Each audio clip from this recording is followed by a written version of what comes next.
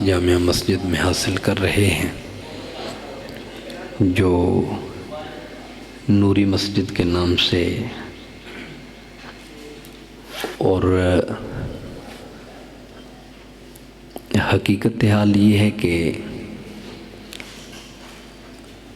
ربیع الاول ہو یا ربیع الثانی ہو، ان دونوں میں ہمارے لیے رحمت کا فیضان ہے اور نور کی برسات و خیرات ہے۔ آج کی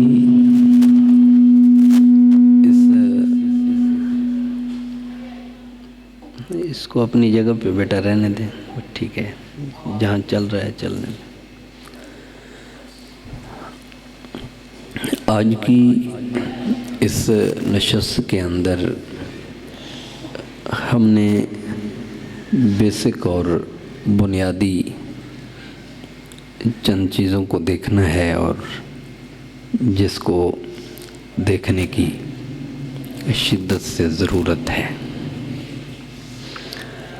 ویسے تو جرنلی اس کے اوپر ہم اتنی بات نہیں کرتے، اور نہ ہی ہمارے ممبر سے یا محراب سے یا اسٹیج سے اس طرح کی گفتگو کا مزاج ہے، چونکہ ہم عوام کا مزاج دیکھتے ہیں اور اس کے مطابق چلنے کی کوشش کرتے ہیں۔ اور فی زمانہ آپ اگر دیکھیں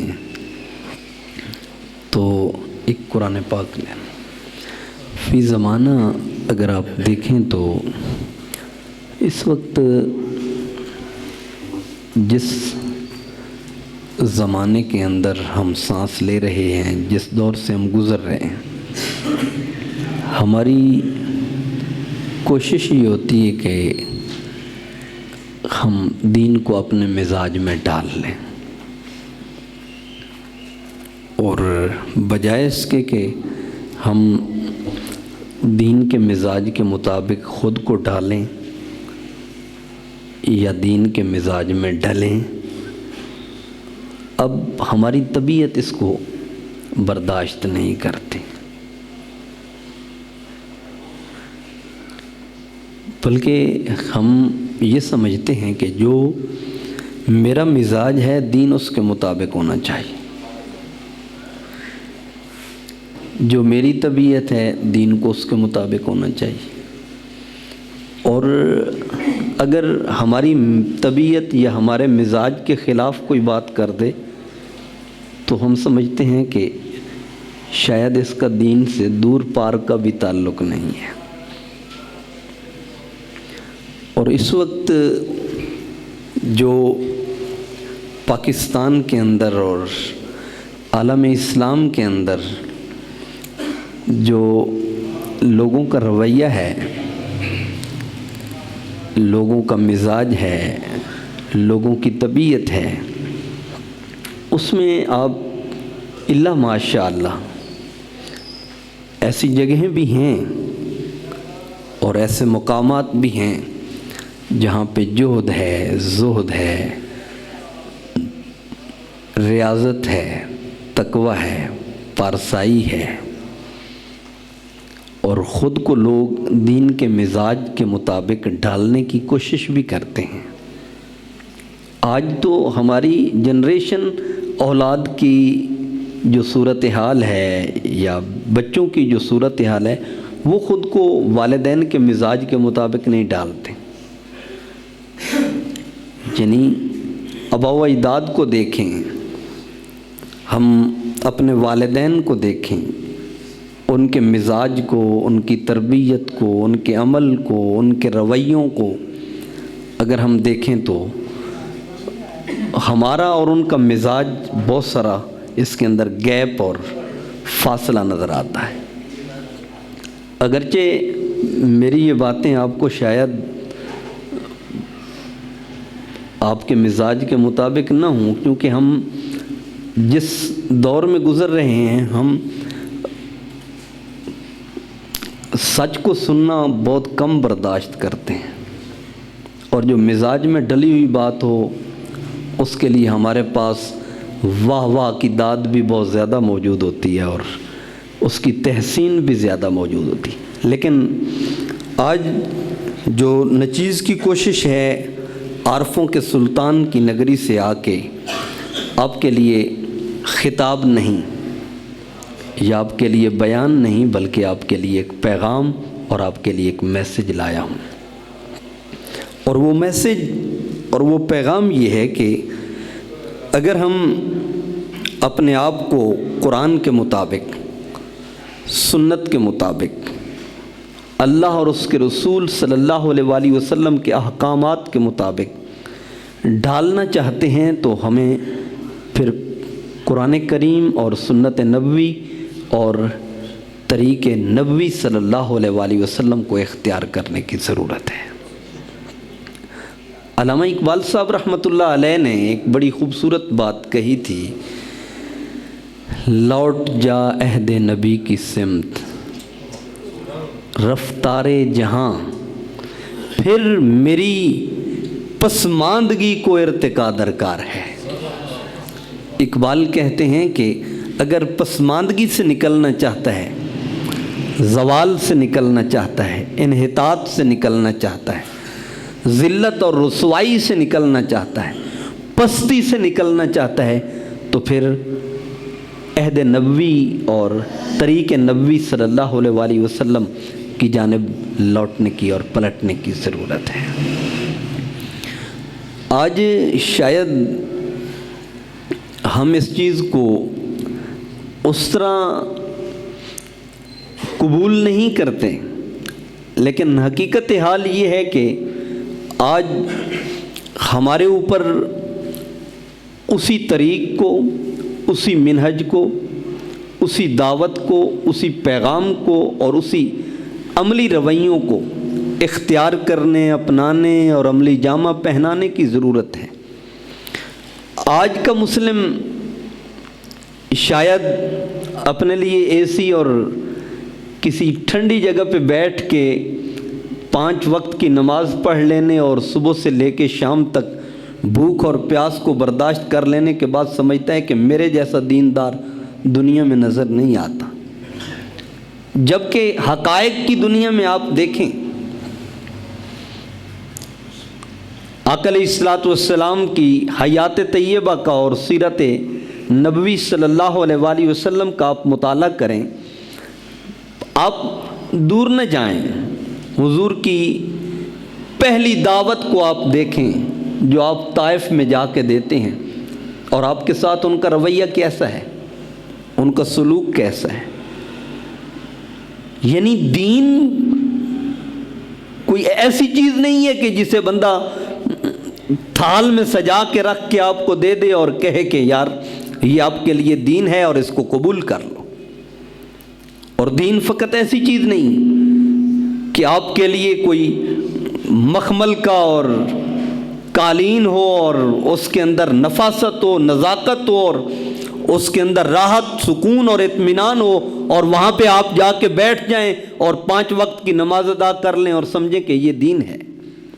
دین آپ 2 ادوار میں آپ دیکھیں اور 2 مقامات پہ آپ دیکھیں تو آپ کے لیے پورا دین آپ کے سامنے آ جاتا ہے، اور حضور علیہ الصلوۃ والسلام کی پوری سیرت طیبہ، سیرت مبارکہ آپ کے سامنے آ جاتی ہے۔ مثال کے طور پر آپ مکی زندگی کو دیکھیں تو اس میں آقا دو عالم صلی اللہ علیہ وآلہ وسلم کے ساتھ کن رویوں کو روا رکھا گیا اور کن رویوں کو جائز رکھا گیا۔ کسی ایک موقع پہ یا کسی ایک مقام پہ آپ جا کے دیکھیں اور اس کو آپ ایک عملی میدان کے اندر اور عملی زندگی کے اندر اس کا جائزہ لیں تو حضور رسالت مآب صلی اللہ علیہ وآلہ وسلم میں مکی زندگی مبارک کے اندر آپ جن مراحل سے گزرے، جن ازمائشوں سے گزرے، جن کٹھن راستوں سے گزرے، جن رویوں سے گزرے، برادری نے آپ کے ساتھ کیا سلوک روا رکھا، رشتہ داروں نے کیا سلوک روا رکھا، چچا نے کیا سلوک روا رکھا، بھتیجوں نے کیا سلوک روا رکھا، بھائیوں نے جو کزن تھے، انہوں نے آقا علیہ الصلوۃ والسلام کے ساتھ کیسا سلوک روا رکھا. اور آپ مکی سے مدنی زندگی کی طرف لوٹ کے آتے ہیں، یعنی مکی زندگی اس حد تک ایک المناک تھی کہ آقا علیہ الصلوۃ والسلام کو مکہ سے حبشہ اور حبشہ سے مدینہ کی جانب ہجرت کرنی پڑی. اور پھر مدنی زندگی میں دیکھیں کہ آقا علیہ الصلوۃ والسلام نے مخمل کے بستر کو اختیار کیا. آقا علیہ الصلوۃ والسلام نے، یعنی مدنی زندگی 10 سالہ تقریباً بنتی ہے، اور اس 10 سالہ زندگی میں آپ اگر بغور دیکھیں تو تقریباً 86 جنگیں بنتی ہیں، اور ان کو اگر ملٹیپلائی کریں تو تقریباً 1.25 ماہ میں ایک جنگ بنتی ہے. مجھے آپ بتائیں تو صحیح، آقا علیہ الصلوۃ والسلام نے مدنی زندگی کے اندر کتنا آرام اور کتنا سکون فرمایا ہے. ایک جنگ سے آپ دوسری جنگ کی طرف جب انتقال کرتے ہیں اور منتقل ہوتے ہیں، جو ہی آپ ٹرانسفر ہوتے ہیں تو اس کے لیے آپ کے پاس کیسے اسلحے کی ضرورت ہے، کیسے ہتھیار کی ضرورت ہے، کتنی جدوجہد اور کتنی ریاضت و مشقت و محنت کی ضرورت ہے، اور کتنی کاوش کی ضرورت ہے. اس کے لیے آپ ایک جنگ سے دوسری جنگ کی جانب جاتے ہیں، جس سے نتیجہ یہ نکلتا ہے کہ مسلمان کی زندگی میں سکون نہیں ہے، چین نہیں ہے، آرام نہیں ہے، سکھ نہیں ہے. الدنیا سجن المومن و جنت الکافر. آقا علیہ الصلوۃ والسلام نے فرمایا اس دنیا کی زندگی کافر کے لیے تو جنت ہو سکتی ہے، کسی مومن کے لیے جنت اور سکون نہیں ہو سکتی. باغ کسی مومن مسلمان کے لیے نہیں ہو سکتی. اور اگر ہم راحت میں، عیش میں، عشرت میں، سکون میں، چین میں، آرام میں اور آرام پسندی میں اگر ہم خوش رہتے ہیں اور اپنے لیے اعزاز سمجھتے ہیں اور اپنے لیے نجات سمجھتے ہیں اور اپنے لیے کامیابی اور کامرانی سمجھتے ہیں، تو پھر ہمیں اپنی زندگی کے اندر غور و فکر کرنے کی ضرورت ہے کہ یہ زندگی حضور کی حیات طیبہ سے فیض پا رہی ہے کہ نہیں پا رہی، حضور کی حیات طیبہ سے فیض لے رہی ہے کہ نہیں لے رہی. آقا دو عالم صلی اللہ علیہ وآلہ وسلم کی حیات طیبہ سے ہمیں فیض اور فیضان مل رہا ہے کہ نہیں مل رہا، ہمیں اس کے اندر غور و فکر کرنے کی ضرورت ہے. اور آج جہاں پہ ہمارا ایک واویلا ہے اولاد سے متعلق، اپنے بیٹوں سے متعلق، اپنی بیٹیوں سے متعلق، کہ یہ نافرمان ہو گئے، ہمارے ہاتھوں سے نکل گئے، ہماری جنریشن ہماری نہیں رہی، اب یہ ہمارے ہاتھ نہیں آتے، فرما برداری نہیں کرتے، آداب کے وہ تقاضے پورے نہیں کرتے، اخلاقیات پہ پورے نہیں اترتے. تو میرا ایک سادہ سا کویسچن آپ احباب سے ہے کہ ہم نے اپنی اولاد کو کیا دیا؟ چاہے جائے کہ ہم اولاد کا شکوہ کریں، اولاد کا گلہ کریں، اولاد پہ تان کریں، تو پہلے ہمیں اپنے گریبان میں تو جھانک کے دیکھنے کی ضرورت ہے کہ ہم نے اولاد کو کیا دیا. قرآن کریم سے 2 چیزیں آپ سے شیئر کرنا چاہتا ہوں. یہ پارہ نمبر 1 سے اور پارہ نمبر 2 سے. سورہ بقرہ ہے اور اس کی آیت نمبر 133 ہے. 2 چیزوں کو اللہ تبارک و تعالیٰ نے یہاں پہ ڈیفائن فرمایا ہے، اور 2 چیزوں کی اللہ تبارک و تعالیٰ نے یہاں پہ وضاحت فرمائی ہے. یہ آیت نمبر 133 اور سورہ بقرہ ہے اور اس کا 16واں رکوع ہے. ارشاد باری تعالیٰ ہے ام کنتم شہداء اذ حضر یعقوب الموت. یہ حضرت یعقوب علیہ السلام کی ایک نصیحت و وصیت ہے جس کو اللہ تعالیٰ نے قرآن کریم کے اندر ذکر فرمایا کہ جب یعقوب علیہ السلام کا وصال ہونے لگا اور وصال کا وقت قریب آیا تو آپ نے اپنے بیٹوں کو بلایا. بہت اہم اور نوٹڈ پوائنٹ ہے. اللہ تبارک و تعالیٰ نے قرآن کریم کے اندر حضور علیہ الصلوۃ والسلام پہ نازل ہونے والی کتاب میں اس بات کو قیامت تک کے لیے محفوظ رکھا ہے. اور یہ پھر آیت وہ بھی نہیں ہے جو آیات متشابہات سے ہو، یہ محکمات سے ہے. اور محکمات کا حکم آپ جانتے ہیں، واضح ہے، اس کے اندر کسی قسم کی تعویل کی ضرورت پیش نہیں آتی۔ اور پہلے یہ جان لینا ضروری ہے کہ یعقوب علیہ السلام ہیں کون۔ آپ اکثر حضرت یوسف علیہ السلام کا واقعہ سنتے ہیں۔ یوسف علیہ السلام کے والد ہیں جن کا باپ بھی نبی ہے اور جن کا بیٹا بھی نبی ہے اور خود بھی نبی ہے۔ باپ اسحاق علیہ السلام ہے، وہ بھی نبی، خود یعقوب علیہ السلام ہے، خود بھی نبی، بیٹا یوسف علیہ السلام ہے، وہ بھی نبی ہے۔ اور آپ کے دیگر بیٹوں کے بارے میں اگرچہ مفسرین کے ہاں اختلاف ہے، لیکن اس بات پر سب کا اتفاق ہے کہ آپ کے سب بیٹے یہ اللہ کے ولی ہیں، اور بعض نے نبوت کا بھی قول کیا ہے کہ آپ کے بیٹے اللہ کے نبی بھی ہیں۔ لیکن یہ بات ذہن میں رہے، ذہن نشین رہے، بیٹا بھی نبی، باپ بھی نبی، خود بھی نبی، اور دادا بھی نبی، دادا بھی نبی۔ ابراہیم علیہ السلام کے بیٹے ہیں نا حضرت اسحاق علیہ السلام، اور حضرت ابراہیم علیہ السلام کے بیٹے حضرت اسحاق علیہ السلام کے بیٹے ہیں یعقوب علیہ السلام، اور ان کے بیٹے ہیں حضرت یوسف علیہ السلام۔ اور حضرت یعقوب علیہ السلام اپنے بیٹوں کو کیا فرما رہے ہیں، یہ اللہ تبارک و تعالیٰ قرآن کریم میں ذکر فرما رہا ہے۔ اذ قال لبنیہ، آپ نے اپنے بچوں کو بلایا اور بلا کے ان سے فرمایا، ما تعبدون من بعدی، میرے بعد تم کس کی پوجا کرو گے، میرے بعد کس کو پوجو گے، کس کی پرستش کرو گے؟ قالو، بولے، نعبد الہک، ہم تیرے خدا کی عبادت کریں گے، ہم ہر کسی کو پوجنے والے نہیں، ہر کسی کی پوجا پاٹ ہم سے نہیں ہوتی۔ نبی کے بیٹے تھے،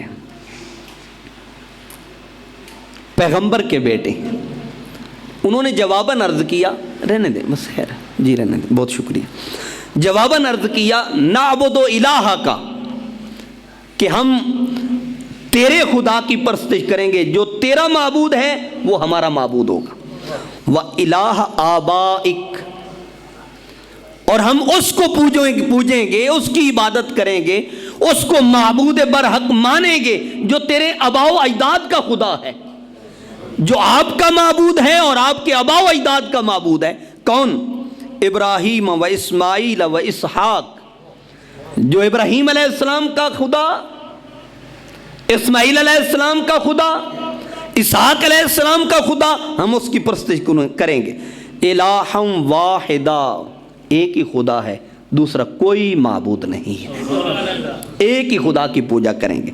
وَنَحْنُ لَهُ مُسْلِمُونَ، ہم اسی کے حضور جھکنے والے ہیں، اسی کے حضور جھکنے والے، فرما برداری کرنے والے۔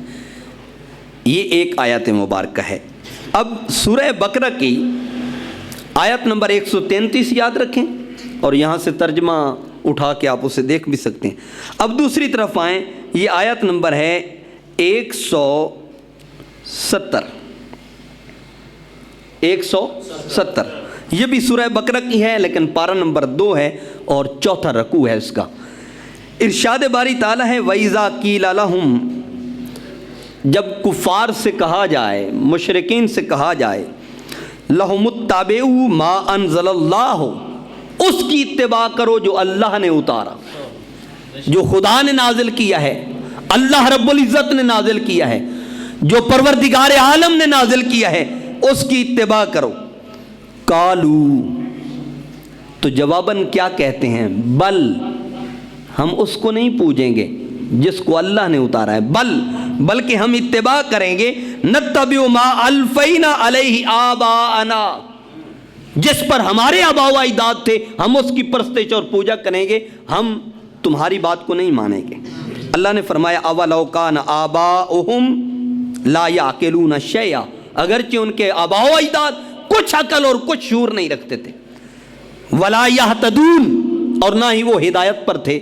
اللہ تبارک و تعالیٰ نے فرمایا، نہ انہیں شعور تھا، نہ انہیں عقل تھی، نہ انہیں پاس لحاظ تھا، اور نہ ہی وہ ہدایت پر تھے، اور یہ انہی کی پرستش کرتے ہیں، انہی کی پوجا کرتے ہیں جن کے آباء و اجداد نہ عقل رکھتے ہیں، نہ شعور رکھتے ہیں، نہ فہم و فراست رکھتے ہیں۔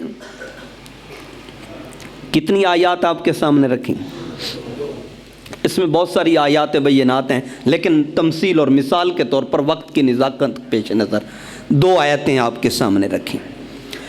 ابراہیم علیہ السلام، اسماعیل علیہ السلام، اسحاق علیہ السلام اور اسحاق علیہ السلام کے بیٹے یعقوب علیہ السلام جب بیٹوں کو بوقت وصال وصیت و نصیحت کرتے ہیں اور ان سے پوچھتے ہیں کہ میرے بعد تم کس کی پوجا کرو گے، تو وہ کہتے ہیں ہم اس کو پوجیں گے جو تیرا خدا ہے اور تیرے آباء و اجداد کا خدا ہے۔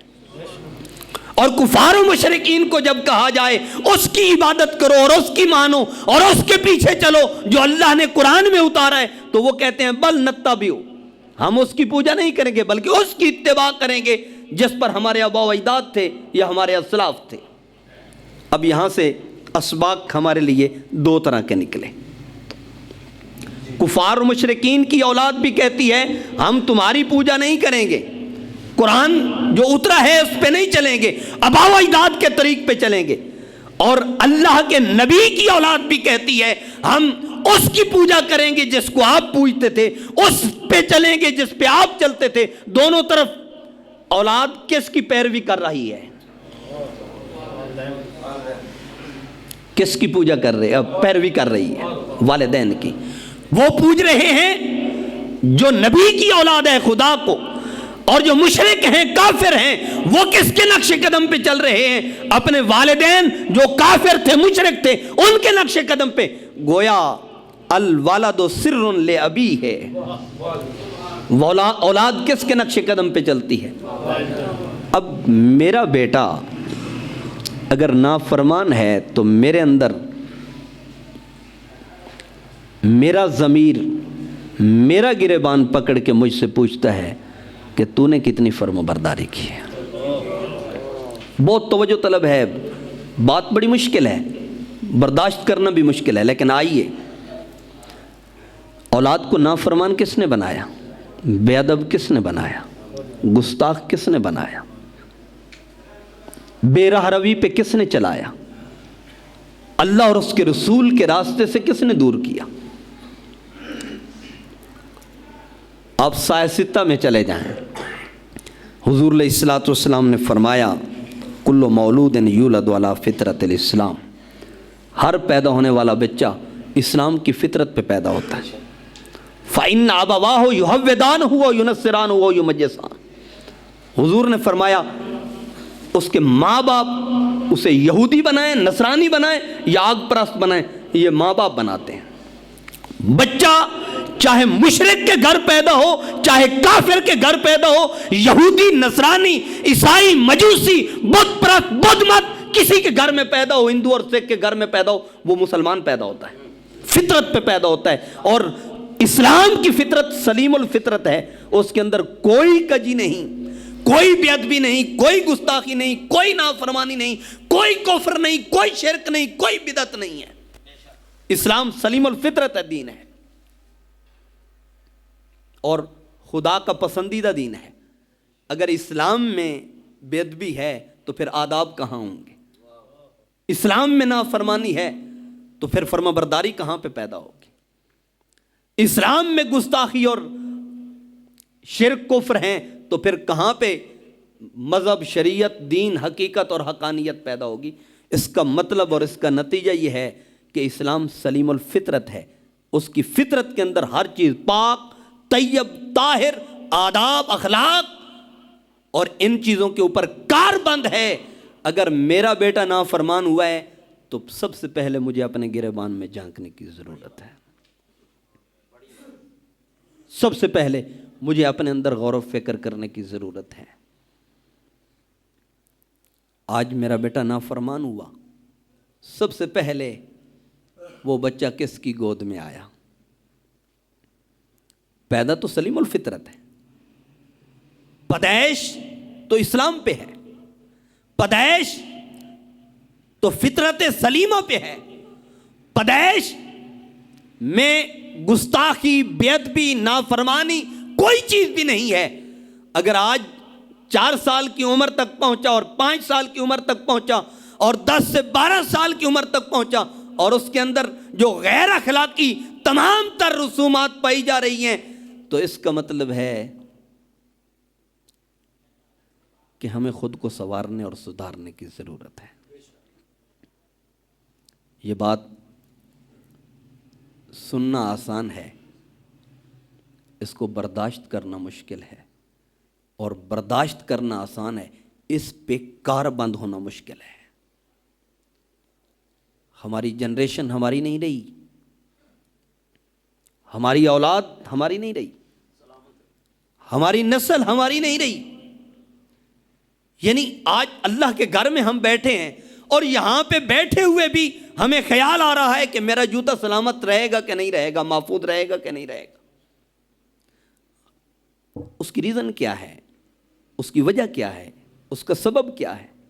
اس کی ریزن، اس کی وجہ، اس کا سبب کہ ہم نے اپنی اولادوں کی تربیت نہیں کی۔ ہم نے وہ اخلاق، وہ آداب، وہ شریعت، وہ دین، وہ حقیقت، وہ حقانیت نہیں سیکھی جو ہمیں سیکھنی چاہیے تھی، جن پہ ہمیں کاربند رہنا چاہیے تھا، جن کو اپنانا چاہیے تھا، جن کو عملی جامہ پہنا۔ بچہ کس کی گود میں آتا ہے؟ ماں کی گود میں آتا ہے، باپ کی گود میں آتا ہے، بہن کی گود میں آتا ہے، بھائی کی گود میں آتا ہے، ماموں کی گود میں آتا ہے، خالہ کی گود میں آتا ہے، تائے کی گود میں آتا ہے، انکل کی گود میں آتا ہے، چچا کی گود میں آتا ہے، انہی گودوں میں آتا ہے۔ پھر تھوڑا سا اس سے نکلتا ہے تو پھر محلے کی گود میں چلا جاتا ہے، اس سے نکلتا ہے تو پھر معاشرے کی گود میں جاتا ہے۔ معاشرہ کیا ہے؟ معاشرے کی اکائی کیا ہے؟ افراد کے ہاتھوں میں ہے اقوام کی تقدیر۔ ہر فرد ہے ملت کے مقدر کا ستارہ۔ یہ ہر فرد جو ملت کے مقدر کا ستارہ تھا، اسے اس حد تک کس نے پہنچایا؟ یہاں تک اسے لا کے کس نے کھڑا کیا؟ اس حد تک اسے کس نے آ کے پہنچایا ہے کہ آج والدین بھی آوازار ہیں اور سمجھتے ہیں، سوچتے ہیں کہ میری اولاد میری ہے کہ نہیں ہے۔ بہت ساری باتیں ہیں وقت کی نزاکت کے پیش نظر نہیں کی جا سکتی، لیکن میرے دوست، میرے بھائی، جس تعلیم سے آپ نے اسے آشنا کیا ہے، اس تعلیم سے اس میں آداب نہیں آ سکتے۔ آپ ایک نہیں، درجن نہیں، سینکڑا نہیں، لاکھوں یونیورسٹیاں قائم کر لیں، ہمارے بچوں کی تربیت نہیں ہو سکتی۔ لاکھوں سکول اور کالج کھول لیں، ہمارے بچوں کی تربیت نہیں ہو سکتی۔ میں پوری گارنٹی سے اور ذمہ داری سے کہنے جا رہا ہوں۔ مجھے یاد ہے جب ہم پڑھنے جاتے تھے نا، تو ہمارے جو اسباق تھے وہ بڑے مزے کے تھے جی۔ الف انار، بے بکری، پہ پنکھا، تے تختی، ٹے ٹوپی، سے سمبر، جیم جہاز، چے چاقو ہے حلوائی، خے خرگوش، دال دوات، ڈال ڈول، زال ذخیرہ، رے ریل، یہ یکا سبق پکا۔ ہم سبق پکا کے واپس آ جاتے تھے۔ لیکن اس وقت آداب تھے، اگرچہ نصاب ہمارا بدل چکا تھا، ہمارا وہ نصاب نہیں تھا جو ہونا چاہیے تھا، وہ بدل چکا تھا، مگر اس وقت ہمارے آداب کیا تھے کہ ہم اپنی کتابیں یوں پکڑ کے جاتے تھے، یوں پکڑے ہوئے ہوتے تھے۔ اتنی تربیت تھی، اتنا ادب تھا، اتنا احترام تھا۔ پھر کچھ وقت گزرا تو یہ کتابیں بغل میں آ گئیں، اور اب وہ وقت ہے کہ یہ پشت پہ ہیں۔ انہوں نے بیگ ہی ایسے تیار کیے ہیں، اس کا ڈیزائن ہی ایسا کیا ہے کہ بچے کے وجود میں آداب پہلے چلے جائیں۔ پہلے دن وہ بیگ ہم اسے دیتے ہیں تو ہم اپنے ہاتھوں سے اس کی پیٹھ کے اوپر وہ بیگ لاد دیتے ہیں۔ مجھے بتائیے، جس ماں باپ نے بیٹے کو بیگ اور بستہ جس میں دینیات بھی ہے، جس میں آداب بھی ہیں، جس میں اخلاقیات بھی ہیں، جو سیکھنے بھیج رہے ہیں، اس کو ہی پشت پہ رکھ دیا ہے، تو وہ آپ کا ادب کرے گا، آپ کا احترام کرے گا، آپ کا حیا کرے گا؟ جس کے ادب سے اس کے وجود میں ادب آنا تھا، وہ تو آپ نے بے ادبی پہ معمول کر دیا۔ جس کو عملی جامہ پہنانے سے ہمارے وجود میں اخلاق و آداب آنے تھے، ہمارے اندر تربیت کا وہ عنصر پھوٹنا تھا جس کا درخت جب ہرا بھرا ہوتا ہے تو بندہ آداب کے اس معیار پہ پہنچتا ہے جہاں خدا کو بھی پسند ہوتا ہے، اس کے مصطفیٰ کو بھی پسند ہوتا ہے۔ وہ تو ہم نے پہلے دن سے ہی وہ بیج ہی ختم کر دیا، اور ہم اب توقع لے کے بیٹھے ہیں کہ ہماری اولاد ہماری فرما بردار ہو۔ چلو یہ تو آداب کی بات تھی، تھوڑا قاعدے پہ بھی بات کر لیتے۔ الف انار، بے بکری، پے پنکھا، جیم جہاز، چے چاقو، یہ یک کا سبق پکا۔ مجھے ان میں کوئی آداب دکھائیں، انار میں کوئی ادب دکھا دے۔ او بھائی یہ کھانے پینے سے تعلق رکھتا ہے نا، مجھے اس کی تربیت تو بتائیں کہ انار آپ کھا کے اس میں تربیت کو کوئی آپ کو سبق ملتا۔ بکری آپ کے معاش سے متعلق ہے نا، کیوں بھائی؟ یہ بکری آپ کو آداب سکھاتی ہے۔ او بھائی کھانے پینے سے، معاش سے، خرید و فروخت سے اس کا تعلق ہے، کھانے پینے سے اس کا تعلق ہے۔ بھائی ہے ہی معاش کی، تو آپ کا قاعدہ ہی آپ کو ادب نہیں دے رہا، معاش دے رہا ہے، تو آداب کہاں سے آئیں گے؟ اخلاق کہاں سے آئے گا آپ کے وجود کے اندر؟ تربیت کہاں سے پیدا ہوگی؟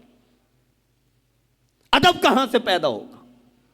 اولاد فرما برداری کی جانب مائل یا قائل کیسے ہوگی جس قاعدے میں بھی آپ نے اس کو ادب دیا ہی نہیں ہے؟ آپ نے تو اسے انار دیا ہے یا بکری دی ہے یا جہاز اور چاقو دیے۔ چلو اب آ گیا جی، A for apple, B for ball, C for cat, D for dog. جہاں بلی اور کتے ہیں وہاں پہ آداب رہتے ہیں۔ اگر کتے سے بھی ادب سیکھ لیا جائے تو بندہ بہت ساری کامیابی حاصل کر لیتا، لیکن وہ بھی ہم نہیں سیکھتے، اس کو بھی ہم نہیں لیتے، اس کو بھی نہیں اپناتے، اس کو بھی عملی جامہ نہیں پہناتے۔ اس کے اندر وفا کے بہت سارے گیٹس ہیں، اگر اس کو اپنا لیا جائے تو بندہ بہت سارا اپنے آپ کو اپنے پروردگار، اپنے خالق و مالک کے قریب کر لیتا ہے، لیکن وہ بھی نہیں رہے۔ تو جہاں آپ کا الفابیٹ، آپ کے حروف تہجی آپ کو کچھ نہیں دے رہے، جو آپ کی بنیاد تھی، آپ کے خمیر میں جس نے جا کے جذب ہونا تھا۔ چلو یہ تو بات نچیز کوئی سکول کالج کی تعلیم سے کوئی آری نہیں ہے، یا اس سے کوئی راہ فرار اختیار نہیں کرتا۔ نچیز کی رائے میں میرے ملک پاکستان کا ہر نوجوان ماسٹر ڈگری ہونا چاہیے، کم از کم ماسٹر ڈگری ہونا چاہیے، اعلیٰ سے اعلیٰ تعلیم یافتہ ہونا چاہیے، لیکن اس کا ہرگز یہ مطلب نہیں کہ اس کے وجود سے آداب نکل جائیں یا اس کے وجود سے اخلاق نکل جائے۔ جب جائے تو ماں باپ کے پاؤں چوم کے جائے، اور جب آئے تو کہے ابا تو جاہل ہے، انہوں کیڑا پتہ جی کی ہوندا ہے۔